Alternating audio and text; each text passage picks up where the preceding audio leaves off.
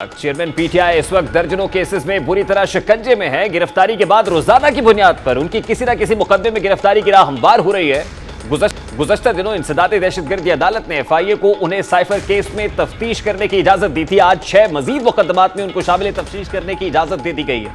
Chairman Tehreek Insaf के लिए मुख्तलिफ मुकदमात में गिरफ्तारियां ही परेशानी का बायस नहीं है, बल्कि उनके लिए एक नई परेशानी यह भी है कि उनकी लीगल टीम भी टूट फूट का शिकार है।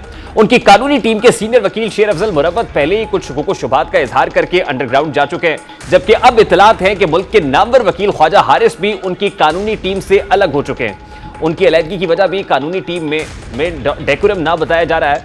इसके अलावा जस्टिस आमिर फारूक पर अदम एतमाद का इजहार भी एक बड़ी वजह है। इन तमाम तर मुश्किलात में 2 ऐसे ऑफिसेज हैं जहां से चेयरमैन पीटीआई को रिलीफ मिलने की तवक्को है, जिसका आगाज भी हो चुका है। एक ऑफिस या chamber chief justice Umar Ata Bandial का है। सदारती ऑफिस भी चेयरमैन पीटीआई की मुकम्मल सहूलतकारी कर रहा है। दूसरी जानिब सुप्रीम कोर्ट ने गुज़श्ता रोज भी चेयरमैन पीटीआई को रिलीफ देने की भरपूर कोशिश की, लेकिन इस्लामाबाद हाई कोर्ट में मुकदमा जेर समाअत होने की वजह से एक दिन के लिए समाअत मुकम्मल की। आज 2 बजे दोबारा से सुप्रीम कोर्ट में इस केस की समाअत हुई, लेकिन इस्लामाबाद हाई कोर्ट में समाअत जारी होने की वजह से केस को अगले हफ्ते तक मुलतवी कर दिया गया है। चीफ जस्टिस ने आज रिमार्क्स देते हुए कहा कि इस्लामाबाद हाई कोर्ट में समाअत अभी चल रही है। इस्लामाबाद हाई कोर्ट के चीफ जस्टिस केस सुन रहे हैं, जो काबिल तारीफ है। इस्लामाबाद हाई कोर्ट के चीफ जस्टिस की कोशिशों को सराहता हूं। इस्लामाबाद हाई कोर्ट मामले को देख रही है। बेहतर होगा पहले हाई कोर्ट को इस मामले पर फैसला करने दें, जिसके बाद सुप्रीम कोर्ट ने तोशाखाना केस की समाअत इस्लामाबाद हाई कोर्ट का ऑर्डर आने तक मुलतवी की। दूसरी जानिब आज इस्लामाबाद हाई कोर्ट में भी तोशाखाना केस की समाअत हुई। चीफ जस्टिस आमिर फारूक और जस्टिस तारिक महमूद जहांगीरी पर मुश्तमिल बेंच ने केस की समाअत की। चेयरमैन पीटीआई के वकील सरदार लतीफ खोसा अदालत में पेश हुए और मौक़िफ़ इख्तियार किया कि इलेक्शन कमीशन अपने किसी ऑफिसर को कंप्लेंट दायर करने का मजाज करार दे सकता है। इस केस में सेक्रेटरी इलेक्शन कमीशन ने डिस्ट्रिक्ट इलेक्शन कमिश्नर को कंप्लेंट दायर करने का कहा। सरदार लतीफ खोसा ने कहा कि सदर ममलिकत ने 14 अगस्त को कैदियों की सजा में 6 माह की माफी की। चेयरमैन पीटीआई की सजा का दौरानिया पहले भी कम और 3 साल कैद था। चेयरमैन पीटीआई के वकील ने कहा कि election commission chief election commissioner और 4 मेंबरान पर मुश्तमिल होता है। रिकॉर्ड में इलेक्शन कमीशन के कंप्लेंट दायर करने की कोई इजाजतनामा नहीं है। लतीफ खोसा का कहना था कि ट्रायल कोर्ट ने हाई कोर्ट के ऑर्डर को भी नजरअंदाज किया। ट्रायल कोर्ट के फैसले में बहुत खामियां हैं। इस्लामाबाद हाई कोर्ट ने ट्रायल कोर्ट के फैसले के खिलाफ हमारी अपील मंजूर की और हाई कोर्ट ने दरखास्त दोबारा फैसला करने के लिए ट्रायल कोर्ट को भिजवाई। सरदार लतीफ खोसा ने इस्तदा की कि चेयरमैन पीटीआई की सजा मुअत्तल कर दी जाए। सजा कलअदम करार देने की अपील पर दलाइल के लिए हम दोबारा अदालत के सामने आएंगे। Chief justice Islamabad high court ने इस्तफसार किया कि ट्रायल कोर्ट के फैसले में इन तमाम इश्यूज पर फैसला दिया गया, जिस पर सरदार लतीफ खोसा ने कहा बिल्कुल नहीं, जो फैसला उन्होंने दिया था वो हाई कोर्ट कलअदम करार दे चुकी।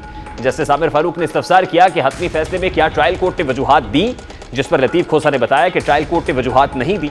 ट्रायल कोर्ट के जज ने आपके फैसले को नजरअंदाज किया। जस्टिस तारिक जहांगीरी ने पूछा कि ट्रायल कोर्ट ने दिफा के गवाहान को किस बुनियाद पर गैर मुतल्लका कहा, जिस पर लतीफ खोसा का कहना था कि ट्रायल कोर्ट ने चेयरमैन पीटीआई के गवाहान को गैर मुतल्लका करार दिया। ट्रायल कोर्ट ने गवाहान को जांचे बगैर उन्हें उसी रोज गैर मुतल्लका अफराद करार दिया और ट्रायल कोर्ट ने गवाहान को गैर मुतल्लका करार देने की वजह ही नहीं लिखी। चेयरमैन पीटीआई के वकील सरदार लतीफ खोसा ने शिकवा करते हुए कहा कि चीफ जस्टिस साहब, माजरत के साथ आपने भी ट्रायल कोर्ट को हतमी फैसला करने से रोका नहीं। अगर हाई कोर्ट ने नहीं रोका फिर भी जज को हतमी फैसला नहीं देना चाहिए था। मुल्जिम को अपने दिफा में गवाह पेश करने से रोका नहीं जा सकता। गोशवारे जमा होने के 120 रोज के अंदर कंप्लेंट दायर की जा सकती है। ये कंप्लेंट गोशवारे जमा होने के 920 रोज बाद दायर की गई। ये तो नहीं हो सकता कि मेरे सर पर हमेशा तलवार लटकी रहे। चेयरमैन पीटीआई के वकील का कहना था कि ट्रायल कोर्ट ने न सिर्फ मुल्जिम के दिफा का हक खत्म किया, बल्कि ख्वाजा हारिस की बहस भी नहीं सुनी। ख्वाजा हारिस 12 बजे ट्रायल कोर्ट पहुंच गए थे, मगर जज ने कहा अब आपकी जरूरत नहीं। अदालत ने फैसला महफूज किया और आधे घंटे बाद 30 सफात का फैसला जारी कर दिया।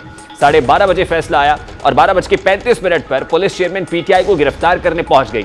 वक्फे के बाद केस की दोबारा समाअत शुरू हुई तो इलेक्शन कमीशन के वकील अमजद परवेज एडवोकेट ने अपने दलाइल में कहा कि हक के दिफा से मुताल्लिक चेयरमैन पीटीआई की दरखास्त इस्लामाबाद हाई कोर्ट के सिंगल बेंच में जेर समाअत है। हक के दिफा की दरखास्त पर नोटिस जारी किए जाने के खिलाफ चेयरमैन पीटीआई की दरखास्त सुप्रीम कोर्ट में भी जेर समाअत है। सुप्रीम कोर्ट और सिंगल बेंच में जेर समाअत होने की वजह से यह बेंच इस मामले पर कोई ऑब्जर्वेशन नहीं दे सकता। चीफ जस्टिस आमिर फारूक ने कहा कि यह बेंच तो सुप्रीम कोर्ट और सिंगल बेंच के दरमियान सैंडविच हो गया। उनका यह कहना है कि अगरचे स्टे नहीं था, इसके बावजूद नोटिस तो इस अदालत ने कर रखा था। वकील इलेक्शन कमीशन अमजद परवेज ने कहा कि उन्होंने गोशवारों में 4 बकरियां जाहिर की, लेकिन बाकी मुतल्लिका चीजें जाहिर नहीं की। Chief justice Islamabad high court ने कहा कि उनकी 3 सवालात हैं, एक मजिस्ट्रेट वाला, एक दौरानिये वाला और एक अथॉरिटी वाला। ये सवालात तो आएंगे कि मुल्जिम को हक के दिफा ही नहीं दिया गया। अमजद परवेज एडवोकेट ने कहा कि ट्रायल कोर्ट ने चेयरमैन पीटीआई के गवाहान को गैर मुतल्लिका करार दिया, जिस पर चीफ जस्टिस आमिर फारूक ने रिमार्क्स दिए कि गोशवारे तो अपने कंसल्टेंट की मुशावरत से जमा कराए जाते हैं ना। चीफ जस्टिस आमिर फारूक ने कहा कि मुझे तो कोई अपने रिटर्न फाइल करने का कहे तो मैं खुद नहीं कर सकता, जिस पर अमजद परवेज ने कहा कि एक टैक्स रिटर्न का केस ही नहीं, गलत डिक्लेरेशन का केस है। अब तकरीबन 3 घंटे इस पर चेयरमैन पीटीआई के वकील सरदार लतीफ खोसा दलाइल देते रहे, जिसके बाद अमजद परवेज ने कहा कि जो ग्राउंड्स इन्होंने पेश किए हैं, तकरीबन 6 ग्राउंड्स चेयरमैन पीटीआई के वकील ने उठाए, तो मुझे भी वक्त चाहिए और तकरीबन मुझे भी 1.5 से 2 घंटे का वक्त तो चाहिए होगा, जिस पर अमजद परवेज ने दलाइल जो है वो दे रहे थे कि इस दौरान समाअत कल तक के लिए, कल सुबह 11:30 बजे तक के लिए मुलतवी कर दी गई है। और जाहिर है कि इस्लामाबाद हाई कोर्ट में मामला ज़ेर समाअत है, इसीलिए सुप्रीम कोर्ट ऑफ पाकिस्तान ने भी वक्त लिया कि पहले इस्लामाबाद हाई कोर्ट आने दें तो उसके बाद ही केस को सुनेंगे। तवक्को की जा रही थी कि आज ही चेयरमैन पीटीआई के लिए कोई वक्ती रिलीफ आ जाएगा, लेकिन आज ऐसा नहीं हो सका और दोनों कोर्ट्स के अंदर समातें मुलतवी हो गई हैं। इस केस का क्या फेट है और कैसे डिटर्मिन होगा, इस वक्त सीनियर सहाफ़ी तजियाकार हसन अयूब साहब हमारे साथ मौजूद है, उनसे बात करते हैं। अस्सलाम वालेकुम हसन अयूब साहब, बहुत बहुत शुक्रिया आपके वक्त के लिए। अच्छा, हसन अयूब साहब को ट्राई करने की कोशिश कर रहे हैं, उन्हें भी लाइन पे लेते हैं, लेकिन ये बड़ा इंपॉर्टेंट डेवलपमेंट इसके अंदर ये है कि आज ये तवक्को थी, सुप्रीम कोर्ट ऑफ पाकिस्तान अपने दिए गए वक्त के मुताबिक 2 बजे इस केस को रिज्यूम कर चुकी थी समाअत, और फिर लतीफ खोसा इस्लामाबाद हाई कोर्ट के अंदर अपने दलाइल कंप्लीट करने के बाद जब 5 मिनट का वक्फा इस्लामाबाद हाई कोर्ट ने दिया तो वो सुप्रीम कोर्ट ऑफ पाकिस्तान में आ गए थे, ताकि सुप्रीम कोर्ट की 3 रुकनी बेंच जो जस्टिस जमाल बंदोखेल, जस्टिस उमर अता बंदियाल और जस्टिस मज़ार अकबर नकवी पर मुश्तमिल था, उसके रूबरू पेश हो सके।